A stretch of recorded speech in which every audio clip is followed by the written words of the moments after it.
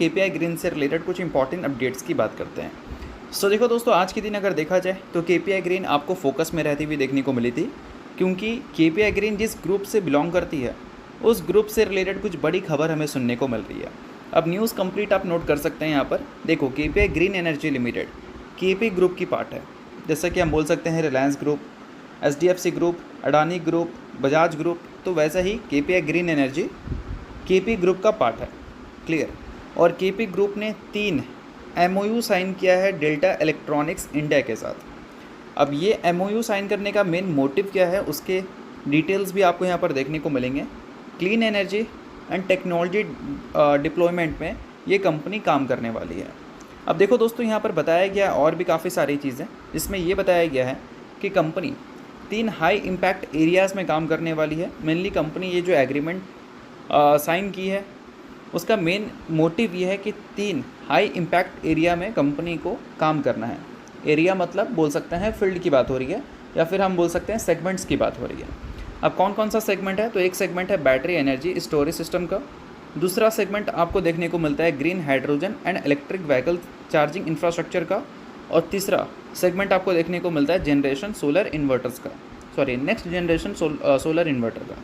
तो ये 3 सेगमेंट में एक्सपैंड करने के लिए या फिर बोल सकते हैं एंट्री लेने के लिए कंपनी ने ये एग्रीमेंट साइन किया है। और ये एग्रीमेंट केपी ग्रुप का साइन हुआ है और डेल्टा इलेक्ट्रॉनिक्स का साइन हुआ है, या फिर बोल सकते हैं इन दोनों के बीच में साइन हुआ है। तो इस वजह से ये न्यूज़ जो है वो काफ़ी ज़्यादा इंपॉर्टेंट बन जाती है अगर हम ग्रोथ पर्पज़ से बात करें एक पर्टिकुलर ग्रुप का।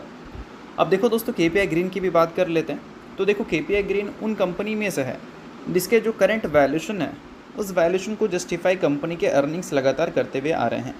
अगर पिछले 1 साल के नंबर्स को देखोगे तो कंपनी के जो रेवेन्यू है वो 69% से ग्रो करते हुए नज़र आए हैं, और वही प्रॉफिट लगभग 100% के आसपास आपको ग्रो करती हुई नज़र आई है।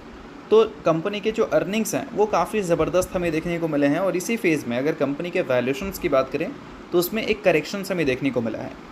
अब देखो, एक टाइम पे कंपनी 70 के पी पे देखने को मिलती थी और अभी के टाइम पे 30 के पी पे आपको देखने को मिल रही है।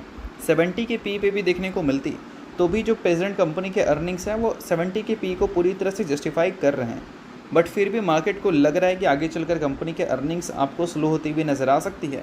इस वजह से वैल्यूशन हमें इसका करेक्ट होता हुआ नज़र आया है, क्योंकि पिछले 5 साल की बात करें तो हमारी रिन्यूएबल एनर्जी सेक्टर ने काफ़ी अच्छा परफॉर्मेंस दिया है। तो अभी करेक्शंस वाला फेज़ हमारे रिन्यूएबल एनर्जी कंपनीज़ में दिख रही है।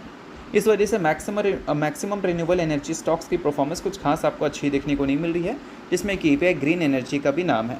बट अच्छी बात यहाँ पर यह है कि परफॉर्मेंस ज़रूर स्टॉक मार्केट में ख़राब है, बट अगर बिज़नेस की बात करें तो वो लगातार अच्छा नंबर रिपोर्ट कर रहा है। तो बिज़नेस जब अच्छा नंबर रिपोर्ट करता है तो कभी ना कभी आपको स्टॉक मार्केट की परफॉर्मेंस भी बेटर दिख सकती है। किसी भी तरह का ये रिकमेंडेशन नहीं है, कहने का मतलब ये है कि आप बिज़नेस को ज़्यादा ट्रैक करोगे स्टॉक मार्केट के परफॉर्मेंस के कंपैरिजन में तो ज़्यादा आपके लिए वो सही